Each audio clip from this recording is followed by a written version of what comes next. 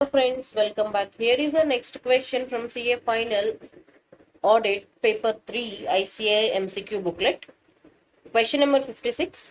Entity P is audited by a different auditor than the parent entity Q. The principal auditor, that is the auditor of entity Q, decides to use the work of auditor of component, that is entity P, in relation to the audit of consolidated financial statements. In doing so, he should comply with the requirements of SA 600 using the work of another auditor. Hope this is a very straightforward question which you can clearly understand. We'll go through the next question, question number 57. You are the internal auditor of FCD Bank Limited for the year 1920 and the bank maintains all the data on computer. You are instructed by your senior to verify the loan against fixed deposits of the Navy Mumbai branch. As per the scope of audit, you need to ensure that proper line has been marked on all the fixed deposits against which loans have been issued. Which of the following procedures you will follow for the same? We'll go through the options. Option A, ensure that all the fixed deposit receipts are attached along with the approved loan documents. Option B, ensure that all fixed deposits against which loans has been sanctioned are discharged in favor of bank and check in line with the mark of the computer software. Yes, this is what the complete picture. Here it shows the complete picture.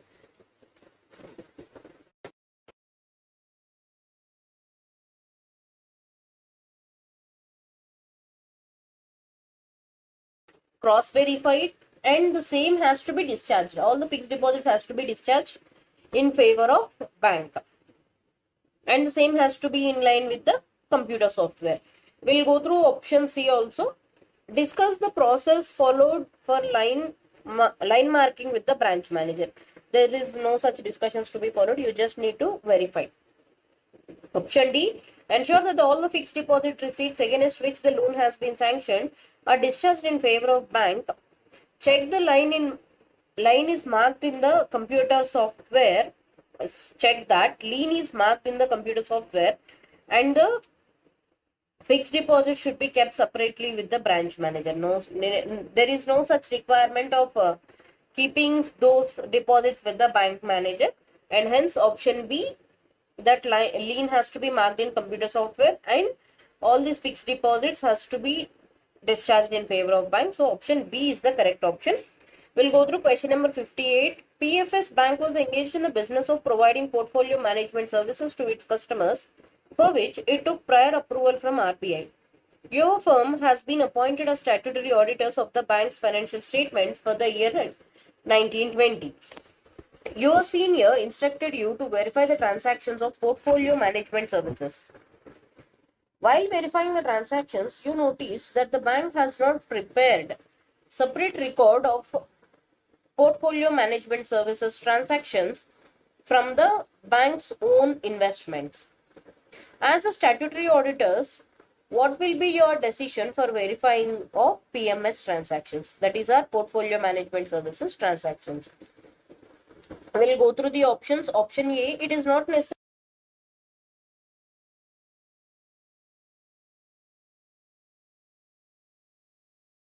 Is straightforward invalid. Option B, as per RBI guidelines, PMS investments need to be audited separately by the external auditors and the auditors are required to give a certificate separately for the same. So, in the above case, the auditor should not verify the PMS transactions and advise the bank to segregate the PMS transactions from its own investments and provide the certificate of external auditors. Here, he can directly get the PMS transaction certified from an external auditor and therefore he can use the same. So option B is the correct option. Option C, we'll go through other options also. Option C, the auditor can give a qualified opinion in his audit report on the financial statements of the bank and report the matter in special purpose certificate. So there is no such requirement of giving a qualified opinion if the bank provides you the certificate. So here option B is the correct option. In case if the management doesn't give you any such external auditor certificate, then you may consider qualifying your opinion. But in the question, it has not been given that management is not giving you the certificate. So option B is the correct answer, but still we'll go through the other option. Option D, auditor should verify the PMS funds are not utilized for lending, interbank deposits or deposits to corporate bodies and bills rediscounting only. So whether the PMS transactions are not recorded separately or not will not matter the auditor. So this is also wrong. Bank has to maintain a separate record and should get the same auditor from an external auditor, and such external auditor should give a certificate.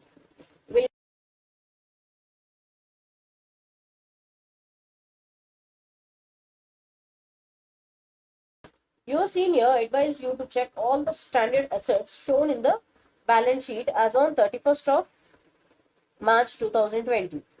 While verifying, you observed that one of the accounts was regularized on 20th of March 2020, for which the interest and the installment amount was overdue for the quarter ended 30th September 2019. The account was regularized after the repayment of overdue interest and installment amounts was done on 26th of March 2020. Only the last day of the financial year was reckoned as the date of account becoming NPA by the bank. As the statutory auditor, will you agree with the bank's policy? So here what happened is there is an loan account, which was been continuing as overdue from the quarter 30th of September. So it is saying right from the second quarter itself, this particular account is overdue. But now in the last quarter, they have repaid the entire sum on 26th of March, and on 28th of March it was got regularized. So bank is saying only if the same account is overdue as on 31st of March, then the same will be considered as NPA. So now the question is whether the auditor, that means we as an auditor, can agree with the bank or not. We'll go through the options. Option A, as the interest charged in the account was overdue for more than 90 days from the end of quarter, it should be classified as NPA and should be considered as substandard asset for the balance sheet as on 30th of March 2020. So here it is like it is saying that since the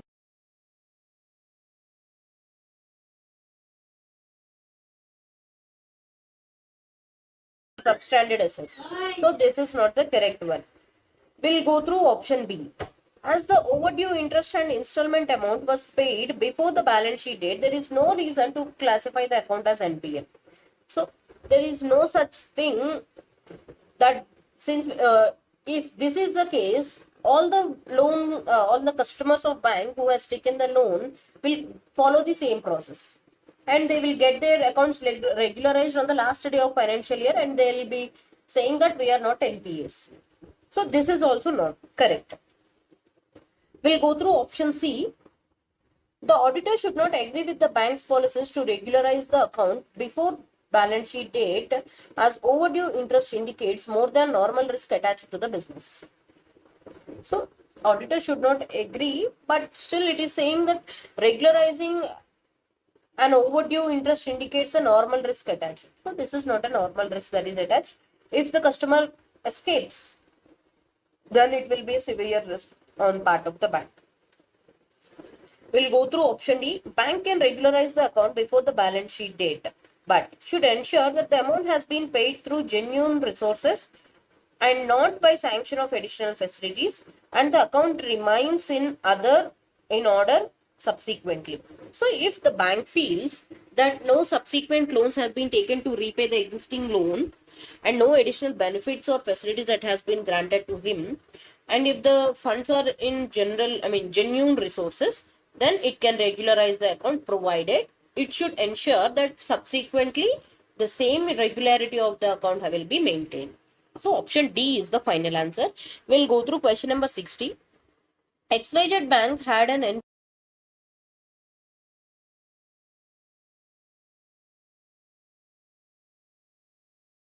NPA for 56 lakh. Please select as to which of the following option is the correct accounting. So what is the correct accounting for this thing? So we have been given the four options. See, there is a profit, right? 1 lakh profit. 55 lakhs is what is reported in our books, and 56 lakhs is what we have sold for. We'll go through the options. Option A, credit the excess of 1 lakh to profit on sale of assets. So it is not a profit on sale of assets. It should be credited to the provision of a loss on sale of NPAs. So option A is not correct. We'll go through option B. Let the amount remain in Glen Park account. No, since the account has been closed, you should close the account. We have sold the account and hence we need to close. And we'll go through option C. Credit the excess of 1 lakh to provision for loss on sale of NPAs account. See, provision for loss on sale of NPAs has to be credited with excess of 1 lakh. Hope you are clear with this point. We'll go through option D. Return 1 lakh to the party purchasing the NPA. No, because this is a sale consideration that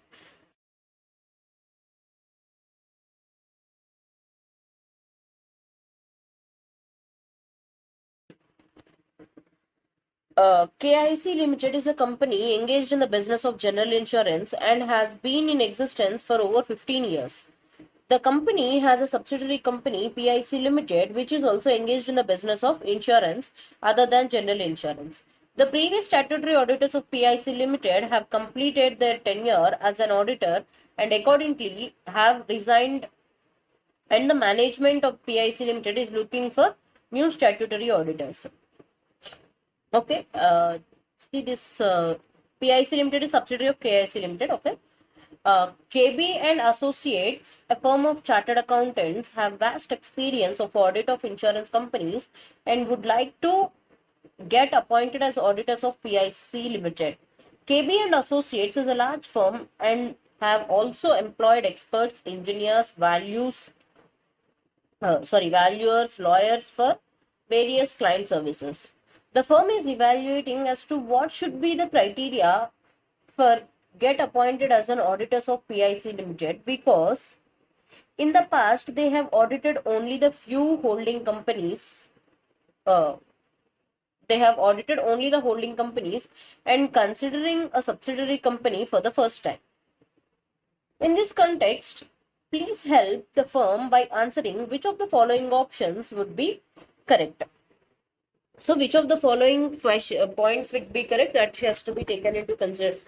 Means that is the what is the criteria for being appointed as auditor. We'll go through the options. Option A, the firm should be appointed by the board of directors of PIC Limited and should ensure that they do not take up audit of more than 2 insurance companies. No, they should be appointed.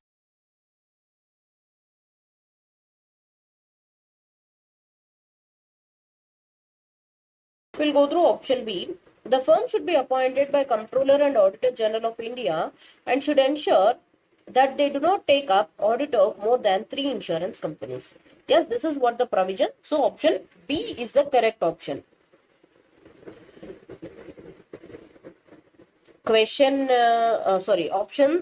C. The firm cannot take audit of PIC Limited because they have employed experts, which is not permitted by IRDAI guidelines. There are no such guidelines which were given. Option D, the firm can take up audit of PIC Limited by ensuring that they are eligible to be appointed as per the criteria laid down in the Companies Act 2013 for the audit of subsidiary companies, and they would need to submit a certificate in this respect to the ICA. So there is no such requirement of submitting any certificate to ICA. So option B is the correct option. We'll go through the next question. Question number 62. NIC Limited is a large company engaged in the business of insurance for last 9 years. The company has expanded its business considerably over the years and have set up various divisions across India. The accounting and the operational systems of the company are centralized, wherein the accounts of all the divisions, trial balances, and their balance sheets were prepared by the head office. AJ & Co., a firm of chartered accountants, are the statutory auditors of this company and all the divisions and the head office of this company, and the audit of all divisions and the head office. The auditors have completed the audit of financial statements for the company for the year ended 31st of March 2020.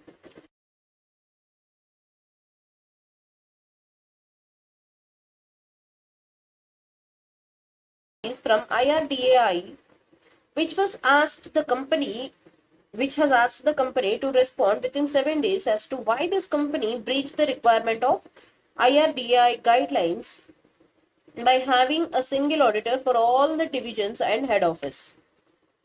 The management of the company has been doing this over the years and were never aware of this requirement. To respond this, the management has consulted many legal experts and also the auditors. They would also like to understand your views as to how to respond to IRDAI in this critical situation. Please advise carefully. So they are asking you an advice how to respond to this IRDAI notice. So we'll go through options. Option A, there has been a breach of IRDAI guidelines and accordingly the management should respond. Yes, this is what the thing has to be done. Because IRDAI guidelines has been breached, hence the IRDAI has given you notice, you should respond. You cannot escape.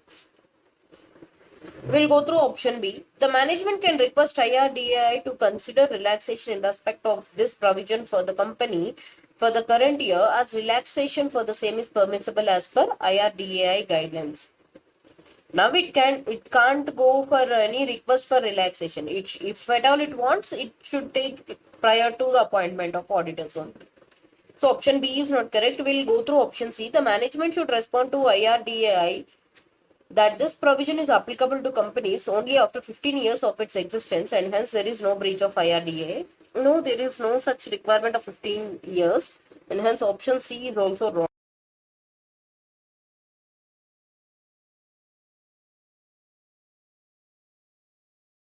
Requirement as to 15 years of existence. Option D, the management should respond to IRDAI that this provision should have been ensured by the auditors, hence they should not be held liable for the breach of the provisions of IRDAI guidelines.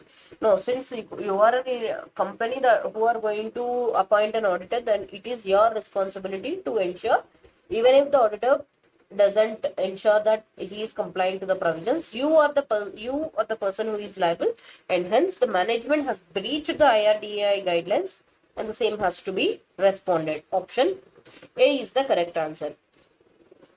You just can't escape by saying that auditor has not ensured. Okay.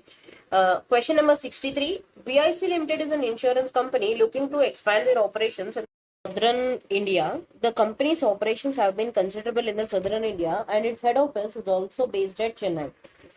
The company had strong processes and controls for its starting days and have appointed consultants over the years to ensure their operative effectiveness at various points of time. Shivam Limited exercises significant influence over BIC Limited and the financial statements of Shivam Limited are prepared as per Ind AS and audited by Shubham and Associates. Advik and Associates are the statutory auditors of BIC Limited. For the financial year ended on 30th of March 2020, BIC Limited also requested Advik and Associates to certify the investment risk management systems and processes of BIC Limited as per the discussions with Shivam Limited. Advik and Associates completed this task and also submitted the required certificate with the management which the management has submitted to the required authorities. After submission, BIC Limited received notice from IRDA that the company has not complied with the provisions in respect of submission of certificate. The company discussed this with the Shivam Limited and would also like to have your views on this. Before going through the options, I want you all to go through the ICA study material on this point. We'll go through the study material. See, here is a study material of audit on insurance companies. See, investment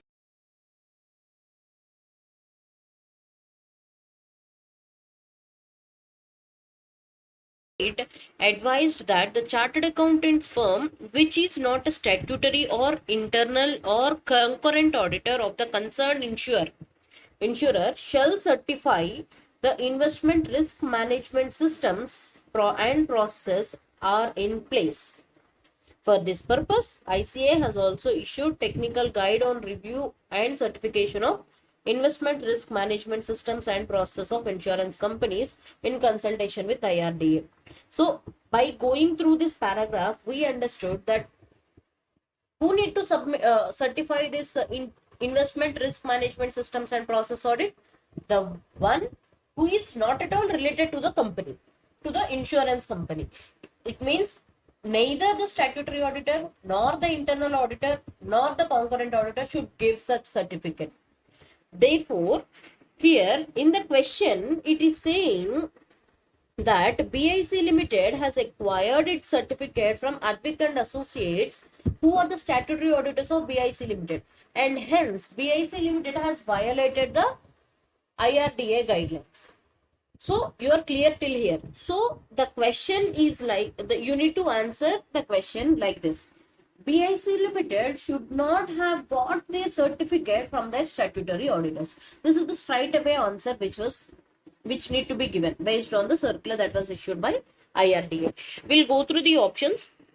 Option A, BIC Limited being an associate of a company, and because of the fact that Ind AS is applicable on Shivam Limited, should have appointed another firm of chartered accountants along with Advik and Associates for this certification work. See, all these kind of complications.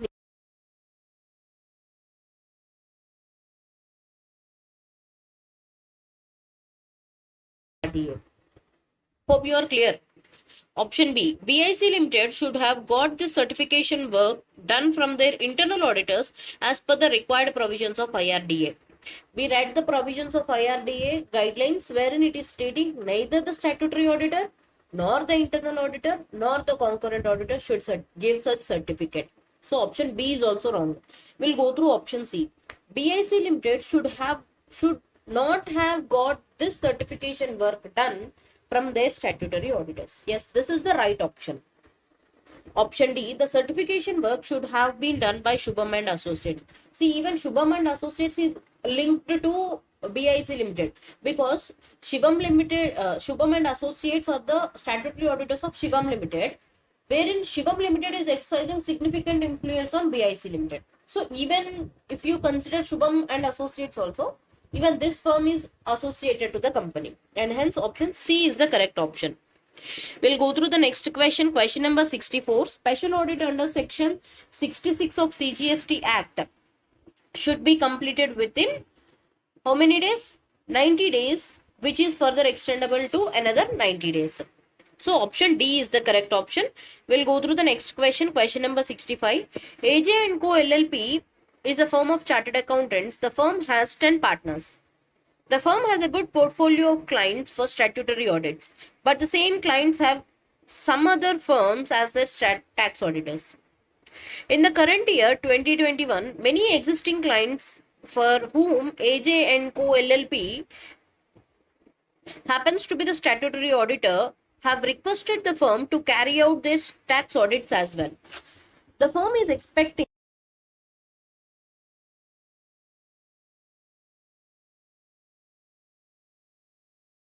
point that a firm cannot accept tax audits up to a maximum limit.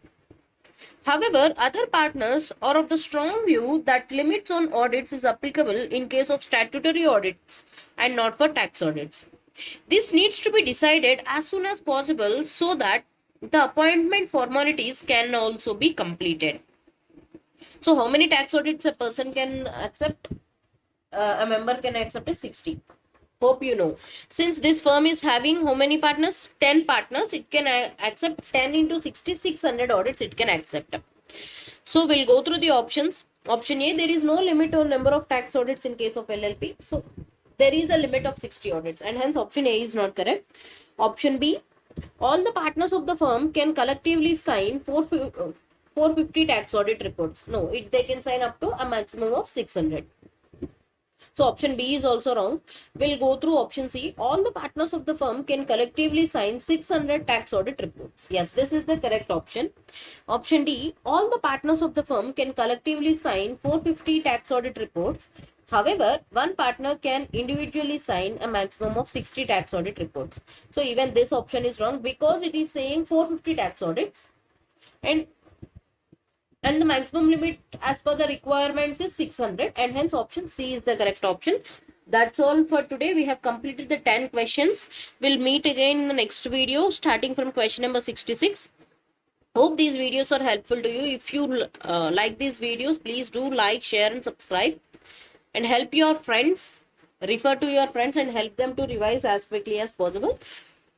That's all for today. Thanks for watching.